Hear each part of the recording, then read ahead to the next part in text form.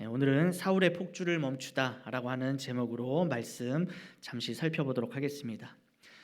사람의 인생은 만남의 연속으로 이루어져 있습니다. 태어날 때부터 죽을 때까지 정말 다양한 또한 많은 사람들을 만나죠. 처음 태어나서 부모님을 만나고 형제 자매를 만납니다. 그리고 조금 더 자라면 친구들과 선생님을 만납니다. 직장에 가면 직장 동료들과 상사들을 만나기도 합니다. 혼기가 차면 배우자와 배우자의 가족들을 만납니다. 이후 사랑하는 배우자를 통해 자녀를 만나고 또 자녀와 관계된 많은 사람들을 만납니다. 이후 자녀들이 장성하여 가정을 이루면 사위, 며느리, 손자, 손녀를 만나고 때가 되면 이 세상을 떠나게 됩니다. 이것이 보통 인간의 일생입니다. 인생에 이렇게 다양한 만남이 있기에 사람은 누구를 만나느냐가 굉장히 중요합니다. 누구를 만나느냐에 또 누구를 가까이 하느냐에 따라서 그 인생이 완전히 달라질 수 있기 때문입니다. 그러니까 이 누군가의 만남을 통해 선하고 복된 인생이 될 수도 있지만 악하고 저주스러운 인생이 될 수도 있다라고 하는 것이죠. 그만큼 사람들과의 만남이 중요하다라고 하는 것입니다. 그래서 우리는 우리 자신을 위해서뿐만 아니라 우리 자녀들, 우리 손자, 손녀들을 위해서 좋은 만남이 있도록 끊임없이 기도해야 합니다. 그러나 뭐니 해도 인생에 있어서 가장 중요한 만남은 하나님과의 만남입니다. 예수 그리스도를 만난 사람과 그렇지 못한 사람은 하늘과 땅 차이가 납니다. 고린도후서 5장 17절에 이렇게 기록되어 있습니다. 그런즉 누구든지 그리스도 안에 있으면 새로운 피조물이라 이전 것은 지나갔으니 보라 새 것이 되었도다. 누구라도 예수 그리스도를 만나게 되면 새로운 피조물이 됩니다. 옛 사람은 죽고 새 사람이 되며 새로운 인생이 펼쳐지게 되죠. 삶의 목표 또한 달라집니다. 예수 믿기 전에는 그냥 이 땅에서 잘 먹고 잘 사는 삶이 최고라고 생각을 했는데 예수 그리스도를 만난 후 하나님 나라의 백성이 되어 하나님 나라의 확장과 하나님의 영광을 위하여 살려고 애쓰게 된다라고 하는 것이죠. 그리고 아직 예수 그리스도의 복음을 듣지 못한 사람들, 그리스도를 알지 못하는 사람들에게 복음을 전해서 나와 같은 그리스도인이 되도록 한다는 것이죠. 물론 모든 그리스도인이 어떻게 보면 거창해 보이는 이와 같은 삶을 살지는 않습니다. 그냥 혼자 조용히 신앙생활을 하는 사람들도 있고 불신 가족들이나 이웃들에게 소소하게 복음을 전하는 사람들도 있습니다. 그런데 어떤 사람의 경우에는 그 한 사람이 예수님을 만나고 나니까 한 지역이 변화되어지고 더 크게 한 나라가 바뀔 만큼의 영향력을 미치기도 한다라고 하는 것입니다. 오늘 본문에 그러한 사람이 나타나고 있습니다. 오늘 본문을 보면 예루살렘 박해 이후 사방으로 흩어진 그리스도인들을 잡기 위해 다메섹으로 간 사울이 부활하신 예수님을 만난 이야기입니다. 짧지만 강렬한 그 만남 이후 사울은 이방인의 사도가 되어서 단순히 한 지역, 한 나라만이 아니라 온 세상을 변화시키는 큰 역할을 감당하게 됩니다. 교회를 박해했던 사울이 예수 그리스도를 만나고 나니 이제는 오히려 로마 제국과 유럽과 이 소아시아 주요 지역에 그리스도의 복음을 전하는 자가 되었다라고 하는 것입니다. 2000년 흘러오는 교회 역사에서 복음을 전하는 수많은 사람들에게 여전히 많은 영향을 끼치고 있음을 우리는 보게 됩니다. 사랑하는 성도 여러분, 오늘 이와 같은 만남이 우리에게 있기를 바랍니다. 우리의 자녀들이 예수 그리스도를 진정으로 만나면 그 한 사람만 바뀌는 것이 아니라 우리의 가정이 바뀌고 학교가 바뀌고 직장이 바뀌고 나라가 바뀔 수 있습니다. 바라기는 말씀을 듣는 여러분의 자녀가, 여러분의 손자 손녀들이 그렇게 되기를 축원합니다. 이 시간 사울과 예수님의 위대한 만남에 대해서 잠시 살펴보도록 하겠습니다. 오늘의 말씀을 살펴보기 전에 어떤 배경에서 시작되었는지 먼저 알아볼 필요가 있습니다. 예수님께서 사도행전 1장 8절을 통해 이렇게 명령하셨죠. 오직 성령이 너희에게 임하시면 너희가 권능을 받고 예루살렘과 온 유대와 사마리아와 땅끝까지 이르러 내 증인이 되리라. 예수님께서 십자가에서 죽으시고 부활하신 후 승천하실 때가 되었습니다. 그때에 때가 이르면 내가 너희들에게 성령을 보내시겠다 이렇게 약속하셨죠. 그러면 그 성령을 통해 권능을 얻고 가서 예수 그리스도의 증인이 되라 이렇게 말씀하셨습니다. 약속대로 오순절날 마가의 다락방에서 제자들은 함께 모여 기도했습니다. 그렇게 뜨겁게 기도하는 가운데 성령이 임재하셨죠. 성령의 임재를 경험한 사람들은 밖으로 뛰쳐나가서 각 나라의 언어로 예수는 그리스도다라고 하는 것을 힘있게 증거하기 시작했습니다. 그러자 많은 사람들이 주님께 회개하며 돌아오는 역사가 일어났습니다. 그렇게 예루살렘 교회가 세워졌고 그들은 예루살렘 공동체에서 하나님 나라의 기쁨을 누리며 살았다라고 하는 것이죠. 그런데 문제가 생겼습니다. 무엇입니까? 그렇게 작은 천국의 기쁨을 누리고 그 삶에 취하면서 하나님의 명령을 까맣게 잊어버렸다라고 하는 것입니다. 흩어져서 주님의 증인이 되라고 하는 명령, 너희만 복음을 소유하지 말고 죽어가는 저 세상 많은 영혼들에게 복음을 전하라고 하는 그 명령을 잊어버렸다라고 하는 것이죠. 그래서 하나님께서는 온 세상에 복음이 전해지도록 직접 그들을 흩어버리십니다. 스데반 집사의 사건을 통해서 유대인들의 분노를 폭발시켰습니다. 사도행전 8장 1절에는 이렇게 기록되어 있습니다. 사울은 그가 죽임당함을 마땅히 여기더라. 그날에 예루살렘에 있는 교회에 큰 박해가 있어 사도 외에는 다 유대와 사마리아와 모든 땅으로 흩어지니라.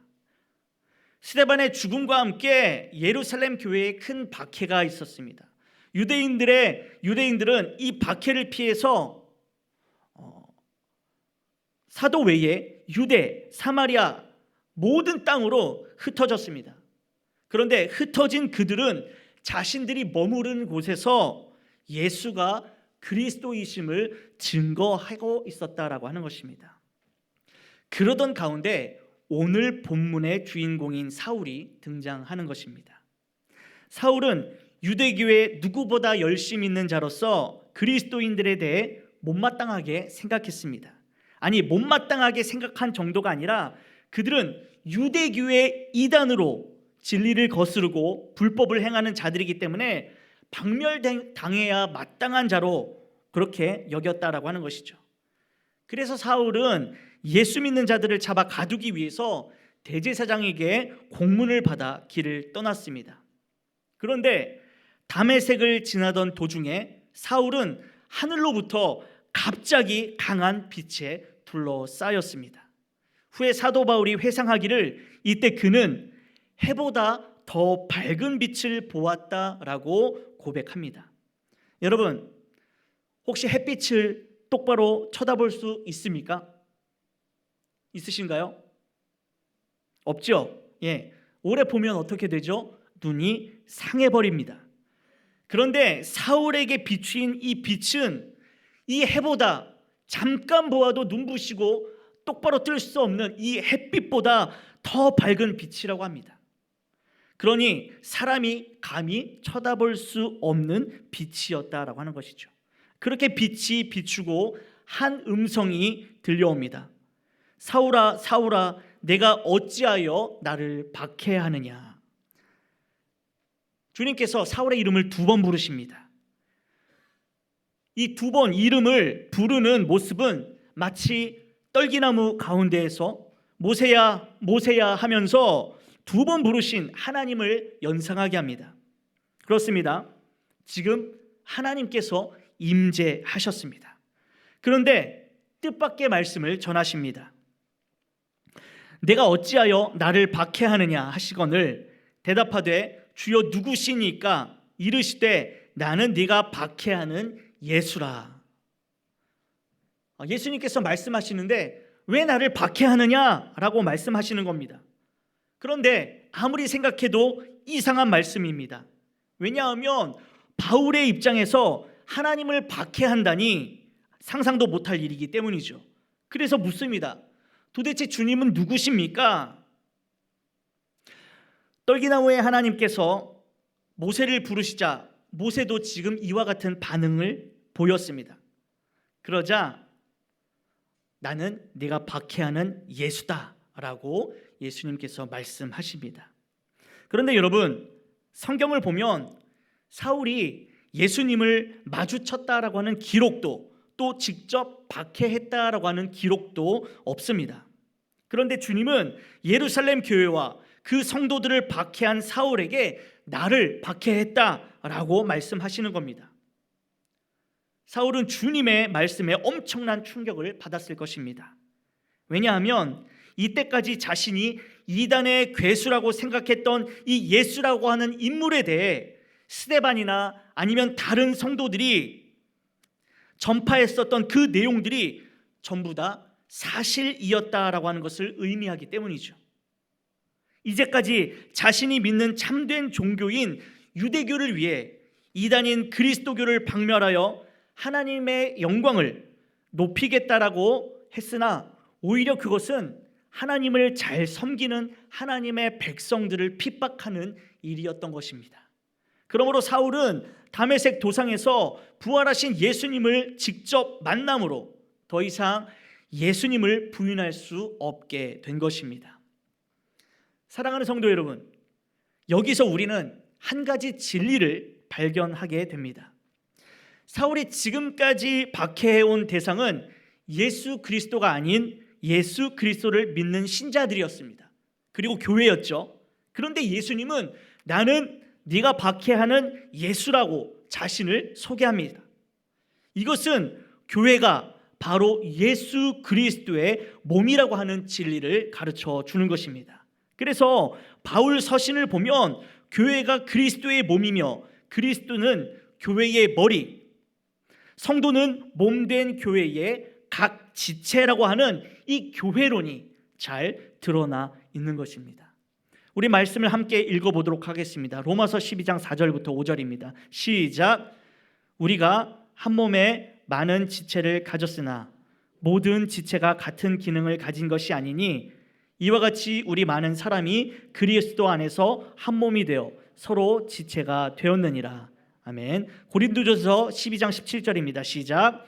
너희는 그리스도의 몸이요 지체의 각 부분이라. 네. 잘 안 띄워주죠. 에베소서 1장 22절부터 23절입니다. 또 만물을 그의 발 아래 복종하게 하시고 그를 만물 위에 교회의 머리로 삼으셨느니라. 교회는 그의 몸이니 만물 안에서 만물을 충만하게 하시는 이의 충만함이니라. 아멘. 지금 읽은 이 말씀은 무슨 말씀입니까? 우리의 몸이 바로 교회이고 또 이 교회의 머리가 그리스도시고 우리는 각 지체다라고 하는 것이죠. 그렇습니다. 교회는 지금도 살아계시고 역사하시는 예수 그리스도의 몸이며 예수님은 교회의 머리가 되십니다. 우리 성도는 한 몸을 이룬 지체들이다라고 하는 것이죠. 머리와 몸이 따로 있을 수가 없고 우리의 몸도 서로 연결되어 서로에게 영향을 끼친다라고 하는 것입니다. 그러므로 우리가 각 지체를 사랑해야 할 이유는 바로 미우나 고우나 그 지체들이 내 몸이기 때문입니다. 성도 여러분, 한 몸 된 우리 성도들끼리 미워하거나 다투지 말고 서로 사랑하시기를 바랍니다. 연약한 지체들이 있다면 내 일처럼 도와주시기를 바랍니다. 왜 그렇죠? 이 연약한 지체가 힘을 얻고 살아나는 것이 바로 내가 살아나는 길이기 때문입니다. 사울은 그리스도를 만남으로 인해 땅에 엎드려지게 되었고 눈이 일시적으로 멀게 된 것 같습니다. 그리고 아마 지금까지 자신이 헛된 삶을 살아왔다라고 하는 것을 깨닫게 되었을 것입니다. 여러분, 이때 사울이 얼마나 혼란스러웠을까요? 하나님을 위한다고 하는 일이 도리어 하나님을 대적하는 일이었기 때문입니다. 그러나 예수님은 이미 사울을 만나시기 전부터 계획을 가지고 계셨습니다. 이제는 사울이 자기 마음대로 살아가는 인생이 아니라 주님 뜻대로 이끌려가는 인생을 살게 되는 것이죠. 그래서 주님은 다메섹 성에 들어가면 앞으로 주님을 위해 해야 할 일이 무엇인지를 가르쳐 줄 사람이 있을 것이다 라고 사울에게 말씀하십니다. 이제 사울은 다른 사람들의 손에 이끌려 성으로 들어가게 됩니다. 8절과 9절입니다. 사울이 땅에서 일어나 눈은 떴으나 아무것도 보지 못하고 사람의 손에 끌려 다메섹으로 들어가서 사흘 동안 보지 못하고 먹지도 마시지도 아니하니라. 사울은 아무것도 볼 수가 없었습니다. 언제 다시 볼 수 있을지 그것도 불확실하죠. 아무것도 먹을 수도 없고 마실 수도 없었습니다. 아니, 목으로 넘어가지 않았을 겁니다. 과연 사울은 무슨 생각을 했을까요? 추측해 보건대 아마 금식하면서 지난날 자신의 삶을 돌아보며 철저히 회개했을 것입니다. 여러분, 사울의 이 모습은 어쩌면 새롭게 변화되기 위해 반드시 겪어야 할, 그러니까 사울의 이 표현을 빌려서 말한다면 해산의 고통을 겪는 시간일 것입니다. 그 시간은 3일이었습니다. 성도에게는 이런 시간들이 반드시 필요합니다. 변화되기를 위한 시간, 고통의 시간인 거죠. 이는 마치 애벌레가 나비로 변화하기 위한 그런 시간들입니다.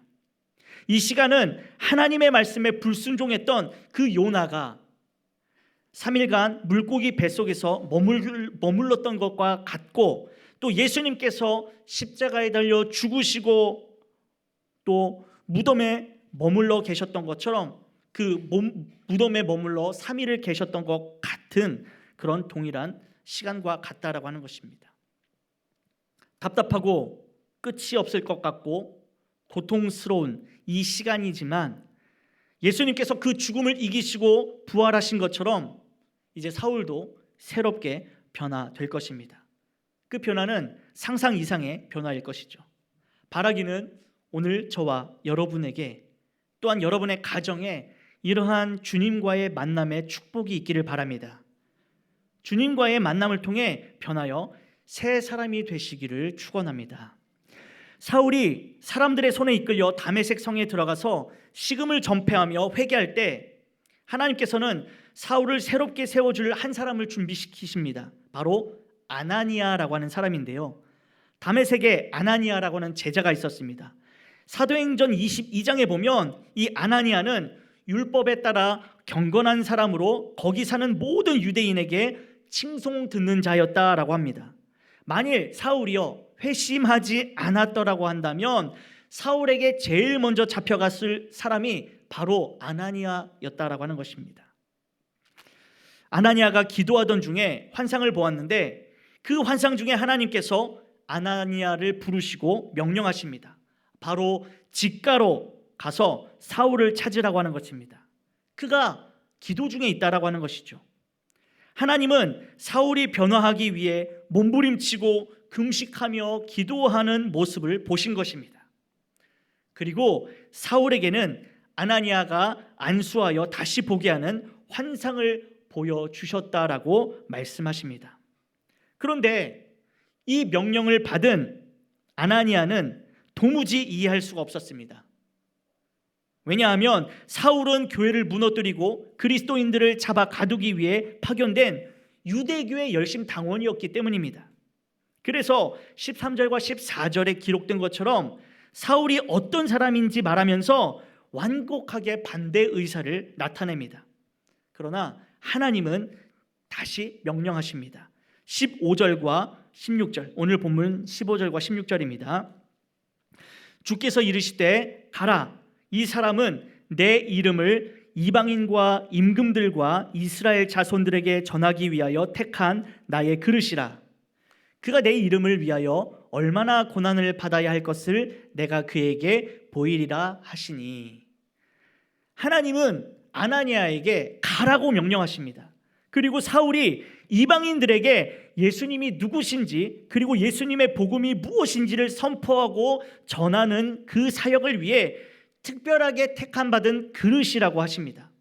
여기서 말하는 그릇이라고 하는 의미는 사울이 어떤 일을 위해 선택된 사람임을 의미하는데, 앞으로 사울은 하나님의 명령을 따라 온 세상에 복음을 전하는 일을 하게 될 것입니다. 그렇습니다. 사울은 이제 새 사람으로 변화하여 주님을 대적하는 일에서 벗어나 주님의 나라와 영광을 위해 쓰임 받을 것입니다. 그러나 그에게는 영광의 순간만 기다리는 것이 아닙니다. 그가 내 이름을 위하여 얼마나 고난을 받아야 할 것을 내가 그에게 보이리라. 그 앞에는 예수 그리스도 때문에 받아야 할 고난과 고통이 있다는 것입니다. 그런데 그 고통은 만만치 않은 고통이었습니다. 하지만 우리가 성경을 통해 보듯이 그는 그 사명을 피하지 않았습니다. 왜 그럴까요? 자신이 바로 주님의 고난을 채우는 그릇임을 알고 있었기 때문입니다. 아나니아는 두려움이 있기도 했지만 주님의 명령에 순종하여 사울을 찾아갔습니다. 그리고 사울을 형제라고 부르며 예수께서 자신을 사울에게 보내셔서 다시 보게 하고 성령 충만하게 하신다라고 전합니다. 이 말씀을 더 자세히 기록한 부분이 바로 사도행전 22장 13절과 16절인데요. 이렇게 기록되어 있습니다. 한번 같이 보시겠습니다. 내게 와 곁에 서서 말하되 형제 사울아 다시 보라 하거늘 즉시 그를 쳐다보았노라. 그가 또 이르되 우리 조상들의 하나님이 너를 택하여 너로 하여금 자기 뜻을 알게 하시며 그 의인을 보게 하시고 그 입에서 나오는 음성을 듣게 하셨으니 네가 그를 위하여 모든 사람 앞에서 내가 보고 들은 것 중에 증인이 되리라. 이제는 왜 주저하느냐? 일어나 주의 이름을 불러 세례를 받고 너희의 죄를 씻으라 하더라. 사울은 아나니아가 주저하지 말고 일어나 주의 이름을 부르고 세례를 받고 죄를 씻으라고 하는 이 말씀에 순종하기로 결단합니다. 그러자 그 즉시 사울의 눈에서 비늘과 같은 것이 벗겨졌고 다시 보게 되었습니다. 여러분, 다시 보게 되었다라고 하는 이 말은요, 육체적인 시력을 회복하였을 뿐만 아니라 영적인 것들을 볼 수 있는 시력도 얻게 되었다라고 하는 말입니다. 이제 사울은 완전히 변화되었습니다. 이전의 사울이 아닙니다. 사울이 다시 보게 되었을 때 그가 먼저 한 일은 허기진 배를 달래기 위해서 음식을 먹은 것이 아니라 세례를 받는 일이었습니다. 세례를 받고 난 후 함께 음식을 먹으며 교회 공동체에 속함을 기뻐하였다라고 하는 것입니다. 사랑하는 성도 여러분, 오늘 하나님께서 이방인의 사도로 온 세상에 복음을 전하기 위해 사울을 택하시고 만나주신 사건을 잠시 살펴보았습니다. 우리가 이 사건을 통해 깨닫는 것은 주님이 주권적으로 사울을 만나주셨다라고 하는 것입니다. 사울은 예수 믿는 자들을 잡아 결박하여 끌고 오려고 이 다메섹까지 갔지만 그곳에서 오히려 주님께 사로잡혔고 결박당했고 주님 앞에 끌려오게 되었다라고 하는 것입니다. 태영보다 더 밝은 빛과 우레와 같은 음성으로 주님을 거역할 수 없도록 하셨습니다. 그는 회심하였고 주님이 계획하신 대로 이방인들에게 복음을 전하는 자로 세워지게 된 것입니다. 사랑하는 성도 여러분, 그렇습니다. 이 모든 것이 다 하나님의 주권적인 은혜입니다. 즉흥적으로 일어난 일이 아니라 만세전에 모든 것들을 다 계획하시고 이루셨다라고 하는 것입니다. 지금 이 자리에 하나님 앞에 있는 우리 자신만을 보아도 우리는 충분히 알 수 있습니다. 여러분은 어떻게 그리스도인이 되셨습니까? 어떻게 그리스도인 되셨죠? 누군가가 전한 복음을 통해서 아니면 어렸을 때 부모님의 신앙을 따라서 여러분들은 그리스도인이 되어 이 자리에 앉아 계시는 겁니다. 그런데 여러분, 이것이 얼마나 크고 놀라운 하나님의 사랑과 은혜인 줄 아십니까? 누구는요, 복음을 듣고 믿고 싶어도 믿어지지 않아서 괴로워하는 사람들이 있습니다. 아니, 복음을 들었는데 도무지 믿어지지가 않는 거예요. 또한 복음을 들어볼 기회조차 없는 사람들도 많이 있다라고 하는 것이죠. 그런데 우리는 어떻습니까? 예수 믿는 부모님을 통해 그 신앙을 전수받았습니다. 또한 복음을 들었는데 너무나도 쉽게 이 복음이 믿어지는 것입니다. 성령께서 역사하셔서 나에게 믿을 수 있게 하셨기 때문에 믿음이 생겼다라고 하는 것이죠. 구원을 받는 데 있어서 우리가 한 것이 무엇이 있습니까? 아무것도 없습니다. 모든 것은 하나님께서 영원 전부터 계획하신 일이며 그것을 홀로 이루어 오셨다라고 하는 것입니다. 그러므로 우리가 그리스도인이 된 것, 구원받은 것은 모두 하나님의 주권적인 은혜이며 사랑인 것입니다. 그 사랑에 우리는 감사해야 합니다. 사울이 변화하여 위대한 사도 바울이 될 수 있었던 것은 하나님의 은혜였습니다. 그는 자신이 예수님을 믿고 싶어서 믿은 것이 아닙니다. 자신의 의지와는 상관없이 주님이 만나주신 거죠.